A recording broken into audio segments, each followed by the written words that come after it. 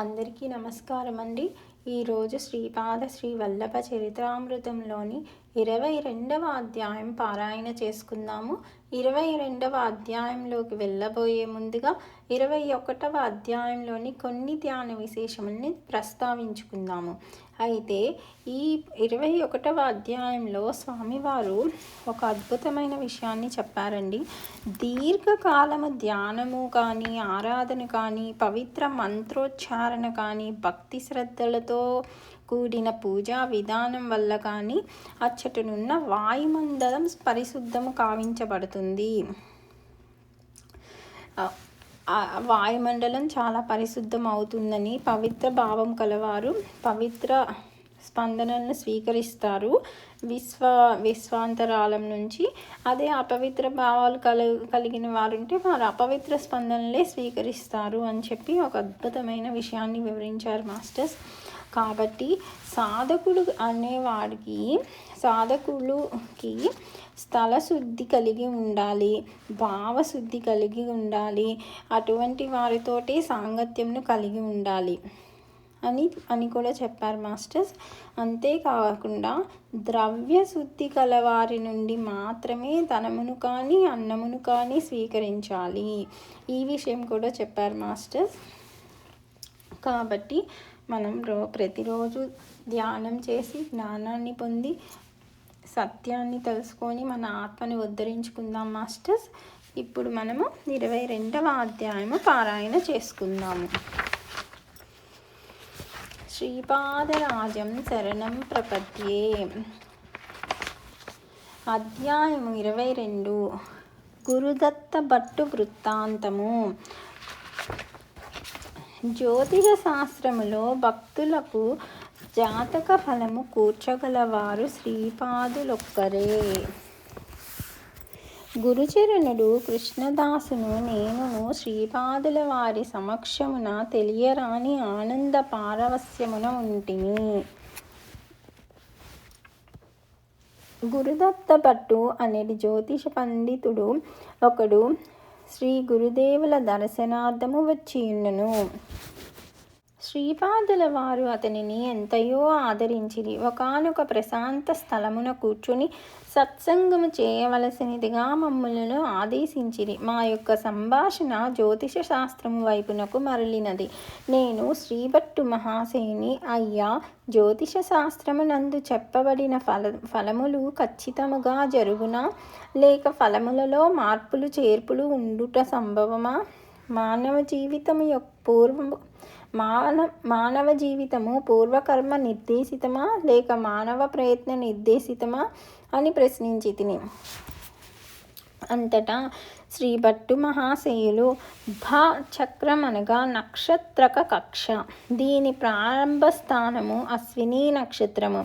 ఈ నక్షత్రము యొక్క స్థల నిర్దేశము చేయుటకు చైత్రపక్షమనియు రైవత పక్షమనియు 2 పద్ధతులున్నవి. రేవతీ నక్షత్రము ఉండవలసిన స్థానమునకు 8 కళలు తక్కువ గల స్థానములో నుండుటచే అది గ్రాహ్యము కాదు. అశ్విని నక్షత్ర గోళమును గుర్తించుట కష్టముగాన దానికి 180 అంశాలలోనున్న చిత్తా నక్షత్రము ఒకే గోళముగాను ప్రకాశవంతముగాను స్ఫుటముగాను ఉండుటచే దానికి 6 రాసులు కలిపిన ఎడల అది అశ్విని అగును గాన చైత్రపక్షము గ్రాహ్యమైనది. అశ్విని నక్షత్రము తొరగముఖాశ్విని శ్రేణి అని 3 గోళములుగా నిరూపించబడినది. శ్రీపాదుల వారు చిత్తా నక్షత్రములో జన్మించుటకు కూడా విశేష కారణం ఉన్నది. 3 గోళములు ఒకే నక్షత్రముగానున్న అశ్విని కూడా వారి స్వరూపమే. అది ఏ చక్రమునకు ప్రారంభము. అది వారి దత్తాత్రేయ స్వరూపము. కలియుగమున వారి ప్రప్రథమ అవతారము శ్రీపాద శ్రీ వల్లభ అవతారము. ఇది అశ్విని నక్షత్రమునకు సరిగా సరళ రేఖలో నుండు 180 అంశాల దూరములో నుండు వారి జన్మ నక్షత్రమైన చిత్తా నక్షత్రము. 180 అంశల దూరములో ఏ నక్షత్రము యొక్క గాని గ్రహము యొక్క గాని శక్తి కేంద్రీకరింపబడుచుండును. మానవులు వారి పూర్వజన్మకృత ప్రారబ్ధమునకు గణితపరముగా యోగ్యమైన గ్రహ సంపటిలో జననమందెదరు. గ్రహములు మానవుల ఎడల ప్రేమభావమును కానీ ద్వేషభావమును కానీ కలిగి ఉండవు. వాటి నుండి ఉత్పన్నమగు వివిధ కిరణములు, వివిధ స్పందనలు ఆయా కాలములలో, ఆయా ప్రదేశములలో, ఆయా జీవులకు సంఘటనలను కలిగించుటకు ససక్షమై ఉండును. అనిష్ట ఫలముల బారి నుండి తప్పించుకొనుటకు ఆ కిరణములను స్పందనలను నిలువరించి నిర్జించగల స్పందనలను కిరణములను మనము కలిగి ఉండవలను. దీనిని మంత్రతంత్రముల వలన కానీ ధ్యానము, ప్రార్థన మొదలైన విధానముల వలన కానీ లేదా తన స్వకీయమైన యోగశక్తి ద్వారా కానీ సాధించగలము. అయితే పూర్వజన్మ కర్మ అత్యంత ప్రబలమై ఉన్న పైన చెప్పిన విధానములు ఏమీయూ పనిచేయవు. అట్టి పరిస్థితులలో ఒక్క శ్రీపాదుల వారే మన తలరాతలను మార్చి రాయగలరు. ఆ విధముగా వారు మార్చి రాయుటకు మన వలన ఈ లోకమునకు ఏదైనా ఒక మంచి ప్రయోజనము ఒనగూడు పరిస్థితి ఉండి ఉండవలెను. సాధారణ పరిస్థితుల్లో అది జరగని పని. సృష్టి యొక్క కార్యకలాపములలోనూ కర్మదేవతల కార్యకలాపములలోనూ శ్రీపాదుల వారు అనవసరముగా కలుగజేసుకొనురు. అయితే భక్తుని ఆవేదన శ్రీవారిని కదిలించును. శ్రీవారి హృదయం నుండి ఉప్పొంగిన ప్రేమ, కరుణ అను మహాప్రభావముల దాటికి కర్మదేవతల యొక్క శక్తి నిర్వీర్యమైపోవును. కర్మ జడమైనది. శ్రీపాదుల వారు చైతన్య స్వరూపులు. తనకి అవసరమని తోచినప్పుడు వారు మన్నును మిన్నుగాను, మిన్నును మన్నుగాను చేసి వారి ఘటన సమర్థతను ప్రదర్శింతురు. ఇది వారికి అత్యంత సహజమైన విషయము అని వివరించిరి. నేను అజ్ఞాన దశలో జ్యోతిషములో మహాపండితుడనని భ్రమించెడివాడను. నేను కన్నడ దేశీయుడను. తెలుగు భాషను అంత బాగుగా మాట్లాడలేను. సంస్కృతమును ధారాళముగా వ్యవహరించగలను. నా అదృష్టవశమున నేను పీఠికాపురమునకు పోవుట తటస్థించెను. కర్ణాకర్ణిగా శ్రీపాద శ్రీవల్లభుల గురించి వింటిని. మా కులదైవము దత్తాత్రేయుల వారు. నేను పాదగయా క్షేత్రమైన కుక్కుటేశ్వర దేవస్థానమందున్న స్వయంభూదత్తిని దర్శించి తిని భక్తి శ్రద్ధలతో వారిని అర్చించి తిని. నేను ధ్యానములో కూర్చొని ఉండగా నాకు, ఓరి మూర్ఖుడా, నీవు చచ్చి ఎంతసేపయింది? నీవు నా భక్తుడవని భీరములు పలుకుచున్నావు. ముఖమునకు మంగళహారతినిచ్చి పాదములకు మేకులు కొట్టుచున్నావు. పాదగయకు వచ్చి నా పాదములకు మేకులు కొట్టి నా రక్తమును కళ్ళజూచుటకేనా ఇచ్చుటకు వచ్చినది అని అంతర్వాణి స్పష్టముగా వినిపించినది. ఇవే మాటలు పదే పదే నాకు వినిపించసాగెను. నేను జ్యోతిష పండితుడనగుటచే నా జాతకమును లెక్కగట్టి తిని. నేను ఏ రోజున ఎన్ని గడియలకు ఈ శరీరమును వదిలివేయవలసి ఉన్నదో సరిగా అదే సమయమున పాదగయా క్షేత్రమున స్వయంభూదత్తుని సమక్షమున వింటిని. నేను నా నాడీ స్పందనమును చూచి తిని. నాడి కొట్టుకొనుటలేదు. హృదయ స్పందనను చూచి తిని. గుండె కూడా పని చేయటలేదు. నా ముఖమును అద్దములో చూచుకొంటిని. దానిలో జీవకళకు బదులుగా ప్రేతకళ ఉట్టిపడుచుండెను. నేను నవ్వునప్పుడు నా ముఖమును అద్దములో చూచుకొంటిని. ఏమున్నది గర్వకారణము? వికృతమైన ప్రేతకళతో చచ్చిపోయిన మనిషి పిశాచత్వము నుండి నవ్వుచున్నట్లుండెను. స్వయంభూదత్తుని ఆలయములోని పూజారి బహుధనాసాపరుడు. అతని సూక్ష్మ శరీరమును చూడగలిగి తిని. నాకంటెను అత్యంత వికార కళలతో వాని సూక్ష్మ శరీరమున్నది. నాలో ఏ మూలనో దాగి ఉన్న వివేకము మేల్కొనినది. శ్రీపాద శ్రీవల్లభుల వారి దర్శనము చేసిన కానీ నా దురవస్థ తొలగదని తెలిసికొంటిని. దేవతలు ఆనందమయ స్వరూపులు.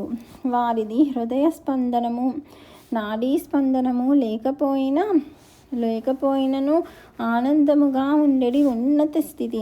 నా స్థితి చాలా అధ్వానముగా ఉన్నది. నా ఆత్మకు ఆనందము ఎంత మాత్రమూ లేదు. పైపెచ్చు దుఃఖభారముగానున్నది. ఆత్మ శరీరమును వీడినప్పుడు శరీర బాధలు అంతరించును. అయితే నా ఆత్మ శరీరమును వీడలేదు.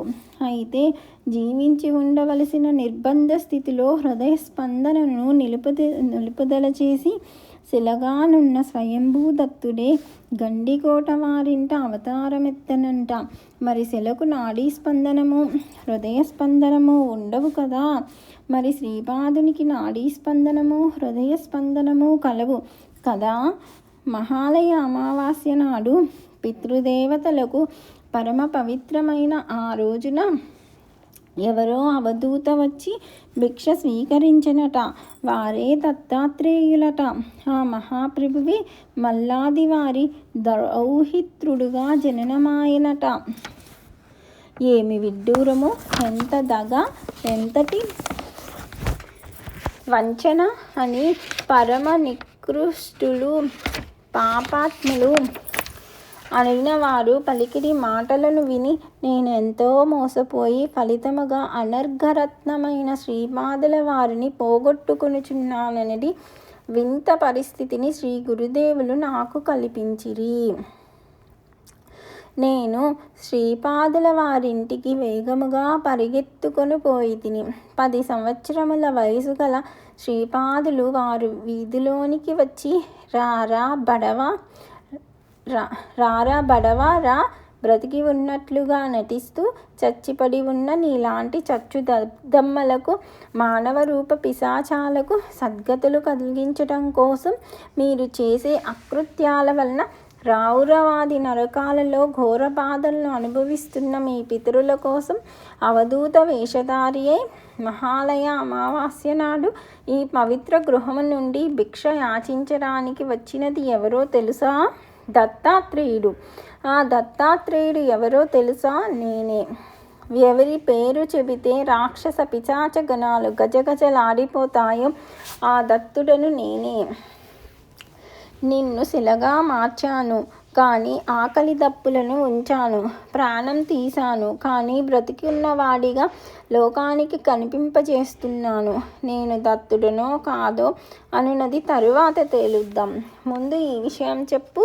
నువ్వు నిజంగా చచ్చిన వాడివి కావున బతికి ఉన్నవాడుగా మోసం చేయవచ్చునా అని నన్ను గద్దించి ప్రశ్నించుసరికి నేను గజగజ వణికిపోయి తిని. ఇంతలో సుమతీ మహారాణి వీధిలోనికి వచ్చినది. ఆమె నన్ను చూసి భయపడిపోతూ, కృష్ణ, కన్నయ్య, నిండుగా ప్రేతకల ఉట్టిపడే ఈ అఘోరీ ఎవరు? నువ్వు లోపలికి రా, కాస్త దిష్టి తీసివేసెదను అని కేకలేసినది. అంతటా శ్రీపాదుల వారు, అమ్మ, ఇతడు అఘోరీ ఇంకా కాలేదు. అఘోరీగా శవాల్ని కాల్చుకుని తినే జన్మను రానున్నది. రాబోయే ఆ జన్మకు ముందుగా ఇప్పుడు ఇతడు నా వద్దకు వచ్చాడు. మన ఇంటిలో కాస్త చద్ది అన్నము ఏమైనా ఉంటే పెట్టు అమ్మ అని తల్లిని బ్రతిమిలాడిరి. శ్రీపాదుల వారి కోసం వారి జనని అఖండలక్ష్మీ సౌభాగ్యవతి సుమతీ మహారాణి కొలదిగా చద్ది అన్నము అనగా తరవాణి అన్నము అట్టే పెట్టినది. శ్రీపాదుల వారు ఆ తరవాణి అన్నమును నాకు పెట్టి తొందరగా ఆ స్థలమును వీడి పొమ్మనిరి. నేను కుక్కుటేశ్వర ఆలయమునకు ఎదురుగా నుండు ఖాళీ స్థలములో ఆ తరవాణి అన్నమును తింటిని. తిన్న వెంటనే నాకున్న దురవస్థ సర్వస్వము తొలగిపోయినది. నేను మరలా శ్రీపాదుల వారి దర్శనార్థము పోయి తిని. అయితే శ్రేష్ఠి గారు శ్రీపాదుల వారిని తమ ఇంటికి తీసుకొని పోయిరి. శ్రీపాదుల వారు శ్రేష్ఠి గారి పచారీ కొట్టునందుండిరి. వారు స్వయముగా వరహాలను తీసుకుని గల్లా పెట్టెలో వేయిచుండిరి. శ్రేష్ఠి గారు స్వయముగా జొన్నలను బియ్యమును కొలిచి ఇచ్చుచుండిరి. శ్రీపాదుల వారు, తాత, ఈరోజు దస్త్రము కదా, నాన్నగారికి ఎంత దక్షిణ, నాకెంత దక్షిణ అని శ్రేష్ఠి గారిని అడిగిరి. అంతటా శ్రేష్ఠి గారు, కన్నయ్య, నాన్నగారికి ఇచ్చడిది పండిత బహుమానము, నీకిచ్చడిది వెంకటేశ్వర స్వామి వారి ముడుపు. మనిద్దరికీ బేరసారములే లేవు. నీకు కావలసినది నీవు తీసుకొనవచ్చును, నాకు కావలసినది నీవు ఇయ్యవలెను అని శ్రీపాదులతో ముచ్చటించిరి. ఆ దృశ్యము ఎంత మనోహరము! శ్రీపాదుల వారు కొంచెము బెల్లం ముక్క తీసుకుని నోటిలో వేసుకునిరి. ఒక బెల్లం ముక్క నాకు ప్రసాదముగా ఇచ్చిరి. తాత, నేను చేయించడి గణేష పూజ అయిపోయినది. గణేశుడు బెల్లం ముక్క నైవేద్యమును నోటిలో కూడా వేసుకున్నాడు. నీకు రుజువు కావాలనన్న నా నోరు చూడుము అని తన వదన గహ్వరమును చూపించెను. దానిలో శ్రేష్ఠి గారు ఏ మహాదృశ్యములను చూచిరో మనకు తెలియదు. కానీ కొంత సమయమైన తర్వాత శ్రేష్ఠి గారు, బంగారు కన్నా గణేశునికి ఆకలైనప్పుడు మనల్ని అడగకుండగానే తనకి కావలసినంత బెల్లమును నైవేద్యముగా స్వీకరించవచ్చును అని చెప్పుమని శ్రీపాదుల వారితో అనిరి. ఇంతలో అఖండ లక్ష్మీ సౌభాగ్యవతి వెంకట సుబ్బమాంబ వచ్చి శ్రీపాదుల వారిని అభ్యంగన స్నానము చేయించుటకు తీసుకుని వెళ్ళినది. నాయన శంకరభట్టు, కుత్సితుల మాటలను విని నేను చెడిపోయి అఘోరీగా జన్మనెత్తడి దౌర్భాగ్యము నుండి శ్రీపాదుల వారు నన్ను ఈ విధముగా కాపాడిరి. నన్ను కేవలము విధికే వదిలివేసి ఉండినచో నేను పూర్తిగా పతనమై ఉండేవాడను అని గురుదత్త భట్టు చెప్పెను. సద్గురువులు మానవాళి యందు తమకున్న అవ్యాజ ప్రేమ వలన పూర్వజన్మ కర్మ ఫలితముల నుండి మనలను ఇట్టే నేర్పుగా విడిపించెదరు. దీనికోసము వారు తమ అమూల్యమైన శక్తిని కాలమును వెచ్చించువారు. శ్రీపాదుల వారి జాతకము సాంద్ర సింధు వేదము నుండి గణింపవలెను. మామూలు గణితమునకు అది అందదు.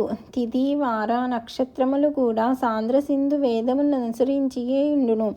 శ్రీపాదుల వారును, అప్పలరాజు శర్మ గారును, బాపనార్యుల వారును ఇంటిలో తెలుగు భాషతో పాటు సంస్కృతము కూడా మాట్లాడుకునివారు. వారు హిమాలయములలో సప్త ఋషుల పవిత్ర భూమిలో మాట్లాడుకును సంధ్యా భాషలో మాట్లాడుకునుట కూడా కలదు. శంబాలలో మాట్లాడుకుని ఈ భాష సంస్కృతము కంటే భిన్నమైనది. ఆ భాష యొక్క మాధుర్యము కానీ సౌకుమార్యము కానీ వర్ణింపతరము కాదు. శ్రీ పీఠికాపురములో శ్రీపాదుల వారును, శ్రీ బాపనార్యుల వారును, అప్పలరాజు శర్మ గారు మాత్రమే ఈ భాషను మాట్లాడుకొనగలిగిన వారు. సత్య ఋషీశ్వరులని పేరుగాంచిన బాపనార్యుల వారితో, తాత, శ్రీకృష్ణుడు సత్యమును గాని అసత్యమును గాని పలుకువాడు కాదు. అతడు కేవలము కర్తవ్య బోధకుడు మాత్రమే అని శ్రీపాదుల వారనిరి. అంతటా బాపనార్యులు, కన్నా ఎల్లప్పుడూ సత్యమునే పలుకవలెను, మాట వరుసకు కూడా అసత్యమును పలుకరాదు అని శ్రీపాదుల వారితో ననిరి. శ్రీపాదుల వారు మందహాసము చేసిరి. అదే రోజు మధ్యాహ్నము పైండా వెంకటప్పయ్య శ్రేష్ఠి గారు బాపనార్యుల వారి ఇంటికి వచ్చిరి. శ్రేష్ఠి గారికి ఒక ప్రగాఢ కోరిక ఉండేది. అది బాపనార్యుల వారు తమ ఇంట భోజనము చేయవలెననియు, భోజనానంతరము తామిచ్చు దక్షిణ విధిగా స్వీకరించవలెననియు, అది కూడా పరమ పవిత్రమైన మహాలయ పక్షముల్లో జరగవలెననియు, దాని వలన తమ పితృదేవతలు ఎంతయో ఆనందించెదరనియు వారి భావన. బాపనార్యుల వారు తమ కోరికను మన్నించరో అని శ్రేష్ఠి గారికి మనసున శంక కలదు. అయినను శ్రీపాదుల వారిని మదిలో తలంచుకుని బాపనార్యుల వారి మెదుట తమ అభిప్రాయమును వెల్లడి చేసిరి. బాపనార్యుల వారు అప్రయత్నముగా తప్పక మహాలయ పక్షములలో శ్రేష్ఠిగారింట భోజనము చేసేదమనియు దక్షిణను కూడా స్వీకరించదమనియు తెలిపిరి. శ్రేష్ఠిగారి ఆనందమునకు అవధులు లేవు. శ్రీపాదుల వారు బహుచమత్కారులు. మహాలయ పక్షములో జరుగుచుండగా వాగ్దానమును పొందిన శ్రేష్ఠిగారును వాగ్దానమును చేసిన బాపనార్యులను కూడా ఈ విషయమును మరచిపోయిరి. మహాలయ అమావాస్య మధ్యాహ్న సమయమున బాపనార్యుల వారి ఇంటికి శ్రేష్ఠిగారు వచ్చిరి. శ్రీపాదుల వారు మందహాసము చేయుచు వాగ్దానమును చేయనేకూడదు, చేసిన తరువాత దానిని తప్పక నెరవేర్చవలెను. వాగ్దానము చేసి మరచిన ఎడల వాగ్దానమును పొందిన వారైనను జ్ఞప్తికి తేవలేను. ఈ విషయమున మీరిద్దరి నుండి నేను సంజాయిషిని అడుగుచున్నాను అనిరి. అప్పుడు వారిద్దరికీ తాము చేసిన తప్పిదము తెలియవచ్చెను. జీవులకు ఎరుకను కలిగించుటలో శ్రీపాదుల వారు ఎంత సమర్థులో విస్మృతిని కలిగించుటలో కూడా అంతే సమర్థులని ఈ సంఘటన వలన తెలియవచ్చెను. చేసిన తప్పిదమునకు వారిరువురుకును చింత కలిగెను. వారి నోదార్చుచు మీ ఇద్దరికీ విస్మృతి కలిగించుటలో నా ప్రమేయమున్నది. ప్రతి మానవునిలోనూ నేను అనున్నది చైతన్య రూపమున ఉన్నది. తల్లిదండ్రుల నుండి జీవుడు శరీరమునే కాకుండా నేను అను చైతన్యమును కూడా పొందుచున్నాడు. ఈ నేను అను చైతన్యమునకు విశ్వ ప్రణాళికలో నిర్వర్తింపవలసిన ఒకానొక బాధ్యతాయుతమైన కర్మ ఉన్నది. అది తండ్రి నుండి కుమారునికి, వాని నుండి వాని కుమారునికి, అదే విధముగా పరంపరాగతముగా వచ్చు కర్మబంధమై ఉన్నది. గృహస్థాశ్రమమును వదిలి సన్యాసాశ్రమమును స్వీకరించినప్పుడు మాత్రమే ఈ కర్మబంధము నుండి విడుదల కలుగుచున్నది. ఈనాడు చేయబడిన ఈ వాగ్దానము లేదా పొందబడిన ఈ వాగ్దానము పరిమితమైన నామరూపములతో కూడిన ఈ జన్మలోనే మీ ఇద్దరి మధ్య రహితము కావలసిన అవసరము లేదు. ఇది బృహదాకార స్వరూపమైన నేను అను చైతన్యమునకు బదలాయించబడినది గనుక ఏదో ఒక దేశములో ఏదో ఒక కాలములో బాపనార్యుల వంశములోని ఒక వ్యక్తి శ్రేష్ఠి వంశంలోని ఏదో ఒక వ్యక్తి ఇంట మహాలయ పక్షములలో భోజనము చేసి దక్షిణను స్వీకరింపవచ్చును. అది ఎప్పుడు, ఎలా, ఏ విధముగా అని నన్ను మీరు అడుగరాదు. కర్మస్వరూపము చాలా సంక్లిష్టమైనది, సూక్ష్మమైనది. కొన్ని కర్మలకు భౌతిక కాలము వేరుగాను యోగ కాలము వేరుగాను ఉండును. భౌతిక కాలరీత్యా ఈ మహాలయ పక్షములలోనే ఈ కర్మ ఆచరింపబడి తీరవలెను. అయితే యోగ కాలము రాలేదు కనుక సుదూర భవిష్యత్తులోనికి నెట్టివేయబడినది అని శ్రీపాదులు వారిరువురికి హితవు చేసిరి. అంతటా నేను శ్రీపాదుల వారు హితవు చేసిన భౌతిక కాలము యోగ కాలము అననేమో వివరముగా తెలుపవలసినది అని శ్రీభట్టుగారిని అడిగితిని. శ్రీభట్టు మహాశయుడు భౌతిక కాలము భౌతిక దేశముతో పాటు మానసిక కాలము మానసిక దేశము అనునవి కూడా కలవు. వీనికి తోడుగా యోగ కాలము యోగ దేశము అనునవి కూడా కలవు. ఒకనికి 60 సంవత్సరముల వయసు ఉన్నదనుకొనుము. అతడు 20 సంవత్సరముల వయసు వాని వలె నిరంతర విద్యాశ్రమలో ఉన్నవాడనుకొనుము. అప్పుడు వాని భౌతిక కాలము 60 సంవత్సరములను సూచించుచున్నది. అది అతని శరీరమునకు సంబంధించినది. అయితే అతని మానసిక కాలం మాత్రము 20 సంవత్సరములుగా పరిగణించబడుచున్నది. అదే విధముగా 20 సంవత్సరముల యువకునకు 60 సంవత్సరముల వృద్ధిని కుండెడి బరువు బాధ్యతలు ఉన్నాయనుకొనుము. అప్పుడు వాని భౌతిక కాలము 20 సంవత్సరములు సూచించుచున్నది. అది శరీరమునకు సంబంధించినది. అయితే వాని మానసిక కాలము మాత్రము 60 సంవత్సరములుగా పరిగణించబడుచున్నది. ఈ విధముగా భౌతిక కాలము మానసిక కాలము ఒకే కాలమును కలిగి ఉండవలెనని నియమము లేదు అని అవి వేరువేరుగా ఉండవచ్చును అని తెలియపరచిరి. కాశీలో గాని పిఠాపురములో కాని నివసించవలెనని సదా మానసికముగా ఎవరు తాపత్రయపడుతురో వారికి కాశీవాస ఫలము గాని పిఠాపురవాస సైతము గాని ప్రాప్తించును.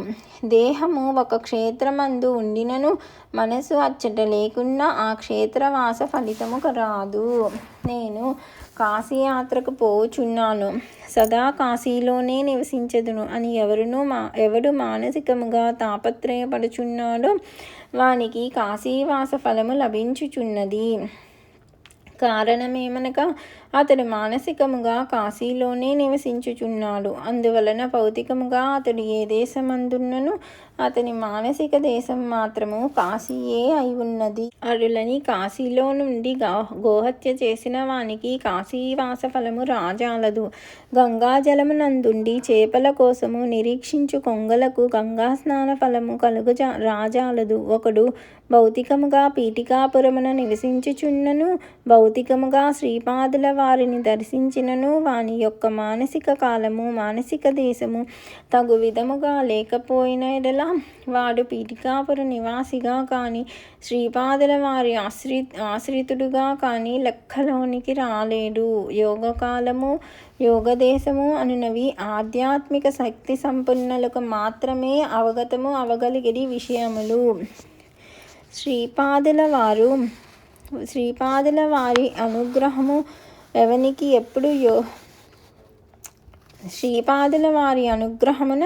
ఎవనికి ఎప్పుడు యోగకాలము కలుగునో ఏ ప్రదేశములో యోగదేశమనున్నది ఏర్పడునో తెలియరాని దివ్య రహస్యము. మానవునికి కర్మ చేయు అధికారమున్నది.